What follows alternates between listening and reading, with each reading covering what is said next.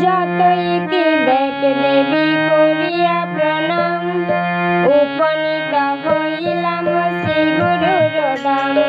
ভবতারণ বারণ কারণ হেতবে, গুরু পদাশ্রয় মাগি লইলাম এবে। গুরু সত্য গুরু নিত্য গুরু নিরঞ্জন, মহাযোগী মহাযোগী লোকনাথ হন। গুরুকুলে যদি কারো ভক্তি কিছু রয়, তাহার প্রসাদে গুরু তরাবে নিশ্চয়। যখন জীবাবে তুমি রহিবে যেথায়, আমারে রাখিও বাবা তব পদ ছাই। অন্তরে রহিও না মূর হইও না অন্তর, বুঝিতে দিও গো মুরে আছো নিরন্তর। বাবার পাছালিয়ে বে করিব কীর্তন, কণ্ঠে বস সরস্বতী করি গো বন্দন। গোলকে গোলকপতি কমলা সহিতে, গোলকে মানবী এক কমলা নামেতে। স্বামী রাম নারায়ণ জাতিতে ব্রাহ্মণ, গোশাল পদবী ছিল অতীব সজ্জন। 24 পরগনা জেলা বারাসত, পুত্র পরিবার লয়ে করেন বসত। 84 চাকলা গ্রাম বিদিত তথায়, গুরুস্থান জানি ভক্ত প্রণমে সেতাই। 4 পুত্রে পুত্রবতী কমলা শ্রীমতী, ধন্য মাতা ধন্য লোকনাথ ধন্য শ্রীপতি। সন্ন্যাসের দীক্ষা দিবে পুত্র একজনে, বংশ পবিত্রতা রক্ষা করিবে সেজনে। 11 বছর 38 ভাদ্র অষ্টাদশ, লোকনাথে জন্ম নিল হয়ে কর্মবশ। শুভ জন্মাষ্টমী দিনে জন্ম লভিল, কংসে দংশে বুঝি পূর্ণ শ্রীকৃষ্ণ আসিল। এই পুত্রে দীক্ষা দিতে করিল মনন, সেই মতে মাতা তারে করিলেন রক্ষণ। 11 বর্ষ যবে পরিপূর্ণ হইল, উপনয়নের তরে আয়োজন করিল। সর্বশাস্ত্র বিশারদ মহাজ্ঞানী জন, ভগবান গাঙ্গুলি নামে পরিচিতি হন। উপনয়নের লাগি কইল আগমন, শুভ দিনে শুভ কাজ কইল নিরূপণ। তদন্তে ভগবানে কইল নিরূপণ, সন্ন্যাসের দীক্ষা দানে করিল তপন। লোকনাথে বাল্য বন্ধু বেনির সহিতে, 3 জনে বাহিরিল যাবে সন্ন্যাসেতে। মাথা দিল মা জননী সচির মতন, ধন্য তারে রত্নগর্ভ ধন্য এ জীবন। কালীঘাটে আসিলেন নবীন সন্ন্যাসী, সাধন আরম্ভ হইল কলি তীর্থে বসি। ব্রহ্মচর্য ব্রত যত করেন পালন, একে একে গুরুদেব দানিল শিক্ষণ। শিক্ষন্তে গুরু শনে হিমালয় গিয়া, 90 বছর রহিলেন তথায় বসিয়া। বড় পয়ু পরে দেহ হইল রক্তহীন, কঠোর সাধনা তবু না হইল ক্ষীণ। মন্ত্রের সাধন কিংবা শরীর পতন, কর্মের উপরে রাখি শ্রী গুরু চরণ। সিদ্ধি লাভে করিলেন করিয়া সাধন, পূর্ণ ব্রহ্ম তলবে হম্বয়ে এক মন। 3 জনে এক কালে করিছে সাধন, লোকনাথে সিদ্ধ হইল বাকি 2 জন। লোকনাথে অতি দুঃখে গুরুদেবে খন, আমারে করিতে পারে নিজে সিদ্ধ নন। কত কষ্টে আমাদের পালন করিয়া, গুরুর প্রেমের শিক্ষা দিলে আছড়িয়া। ভগবান বলেন পুত্র না খোরো ভাবনা, দেহ পাত অন্ত মুড়ে করিও ছালনা। কর্ম মার্গে সিদ্ধি লাভ করিলে যে মতি, আমারে ছালিয়া নিবে সে পথে তেমতি। পর জন্মে তুমি মোর গুরু হবে জানি, ঈশ্বরে করিতে পারে যে মতি আপনি।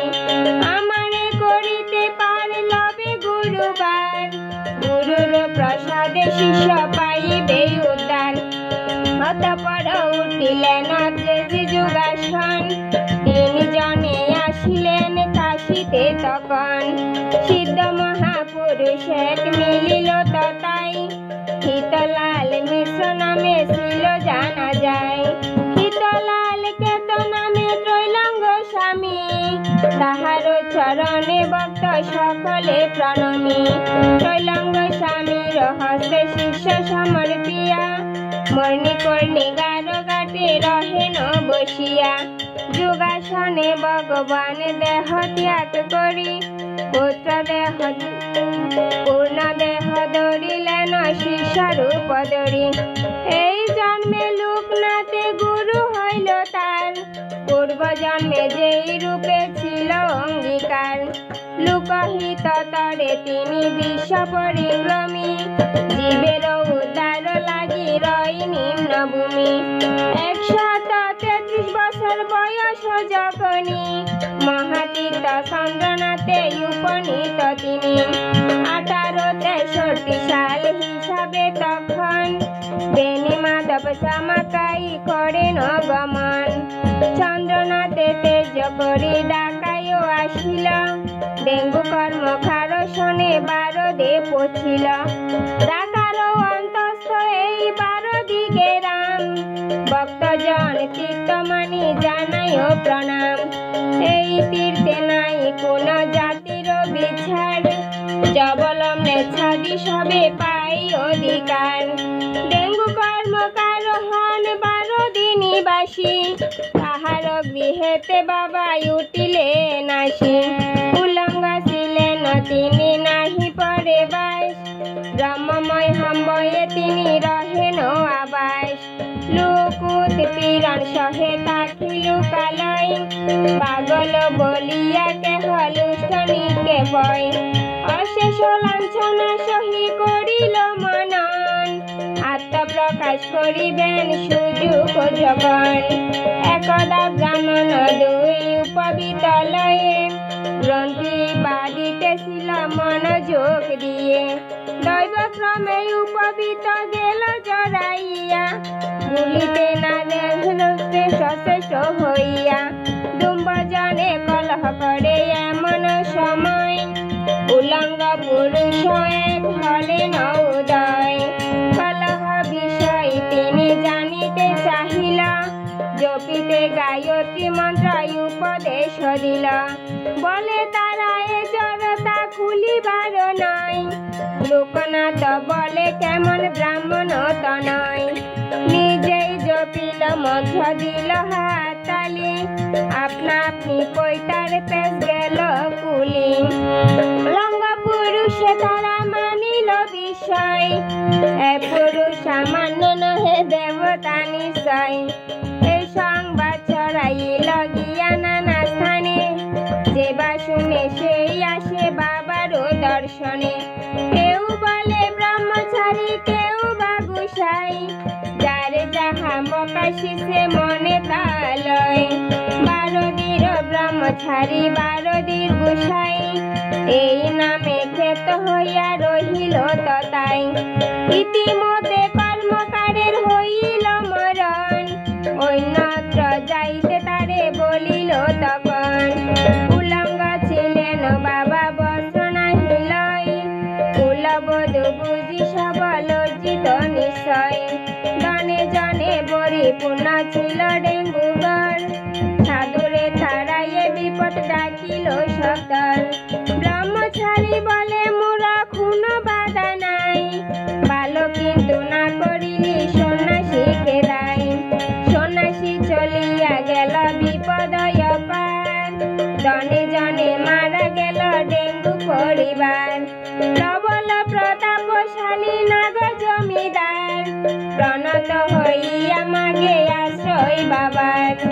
আশ্রম গড়িতে দিল কর শূন্য মাটি, ব্রহ্মচারী বসিলেন দৃশ্য পরিপাটি। করি গেলেন দিল দিল বহির্বাস, অগমিত আনি দিল প্রসন্ন সহায়। 12 দির ব্রহ্মচারী 12 দির আশ্রম, ভক্তজন লবে তথা স্বর্গীয় বিশ্রাম। পবন ভেজন করে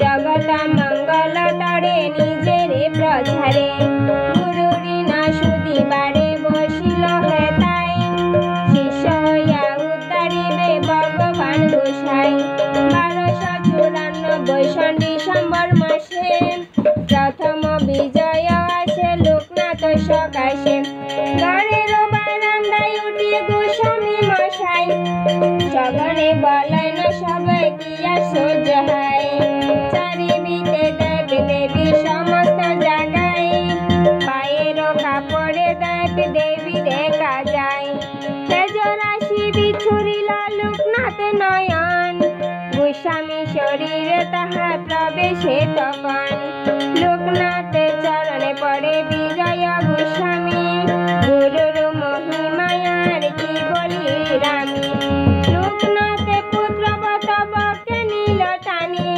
কম্পিত গোস্বামী দেহ বসিল আপনি একদা ব্রাহ্মণ একে কইল নিমন্ত্রণ পিতৃ শ্রাদ্ধ উপলক্ষে করিতে গ্রহণ প্রভু নাহি বাহিরাই আশ্রম সারিয়া তথাপি সম্মতি দিল নিবন্ধ বলিয়া জগময় কুকুর কুকুরের বেশে প্রভু নাহি বাহিরাই আশ্রম সারিয়া তীরের গড়েতে গিয়া দুম্বার প্রবেশে লাঠি দিয়া তারাইয়া দিয়াছিলি তাই আসিয়া ব্রাহ্মণ পুনঃ জিজ্ঞাসে সবারে দিব পরাদে বাবা বঞ্চিলের খারে ব্রাহ্মণের বাক্য বাবা বলেন তখন দুইবার দিয়াছিল আহার কারণ দুইবার লাঠি দিয়া তারাইলে মুরে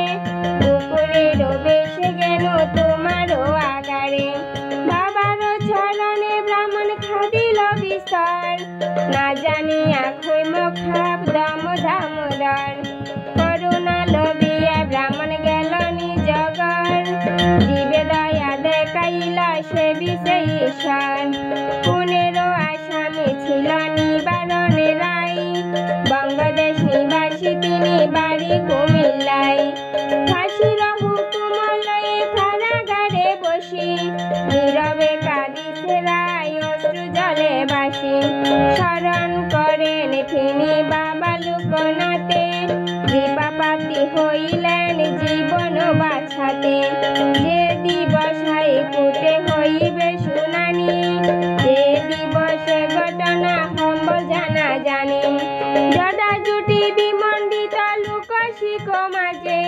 প্রবেশিল সাধু এক সন্ন্যাসীর সাজে তালাবদ্ধ সর যায় সশস্ত্র প্রহরী তাহার মাজারে প্রবেশ করে ব্রহ্মচারী নিবারণের স্তম্ভতে হম্বে জিজ্ঞাসেন ঠাই কে আপনি মহাপুরুষ প্রণাম তোমায় ব্রহ্মচারী বলে শুন হইলি কালাস আই কুটে রাইলিকে দিতেছি আশ্বাস শরণ করিলি মোরে তাই আগমন আমার বচন আমি করিলাম পুরাণ উম্মতের প্রায় পূর্ণ নিবারণ জিজ্ঞাসে তুমি কেবা হও নিজে বল মোর সকাশে এবার উত্তরে তারে দিল ব্রহ্মচারী নিজে যদি নাহি চিন আমি কিবা করি 12 দিন ব্রহ্মচারী হইল আমি হই রদর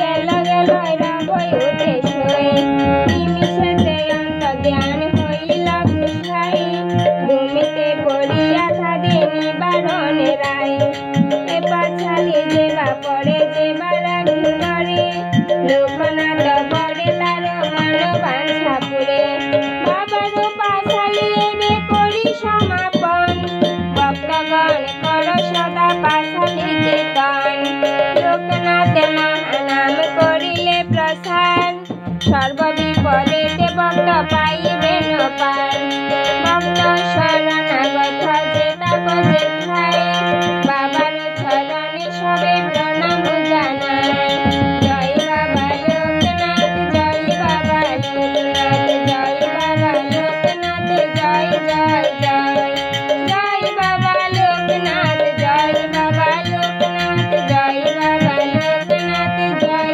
জয় জয়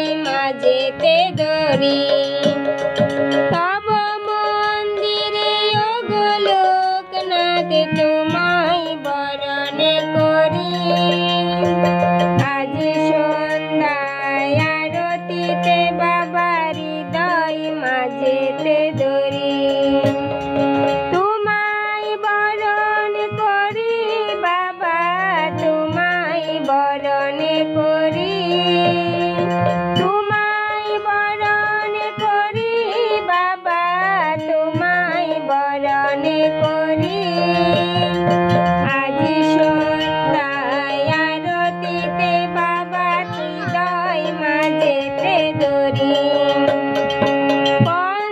পঞ্চদ্বীপের আলোয় বড় বিশ্বভুবন প্রাণ তুমি যে গো বাবা মোদের সূর্য তব পদে দাও স্থান সেই দ্বীপের রহস্যিকার মাঝেতে পাই যে প্রাণের পরশ তুমি যে গো বাবা তোদের জীবনে অন্তরে দাও হরস পঞ্চ প্রদীপে ওগো লোকনাথ তোমায় বরণে করি আজ সন্ধ্যায় আরতিতে বাবা হৃদয় মাঝেতে ধরি তোমায় বরণ করি বাবা তোমায় বরণ করি তোমায় বরণ করি বাবা তোমায় বরণ করি আজ সন্ধ্যায় আরতিতে বাবা হৃদয় মাঝেতে ধরি ধূপের গন্ধে হও সুরভিত জাগাও বিশ্বপ্রাণ তুমি যে গো বাবা রয়েছ সুবাসে হয় না গো যেন স্নান তোমার ধূপের গন্ধ সুবাসে ধন্য করি জীবন তুমি যে গো বাবা প্রাণের ঠাকুর তোমার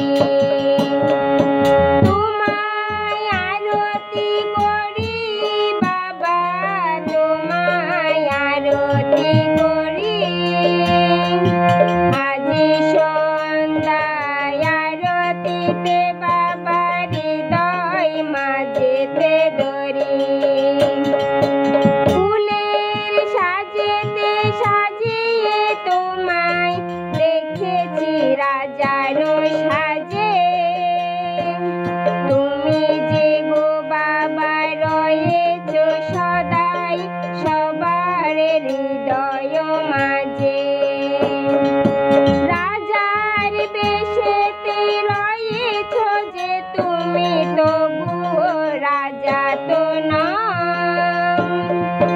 দুঃখের তুমি প্রাণের ঠাকুর দুঃখ যে তুমি পুষ্পর্গে লোকনাথ তোমায় বরণ করি আজি সন্ধ্যায় আরতিতে বাবার হৃদয় মাঝেতে ধরে তোমায় আরতি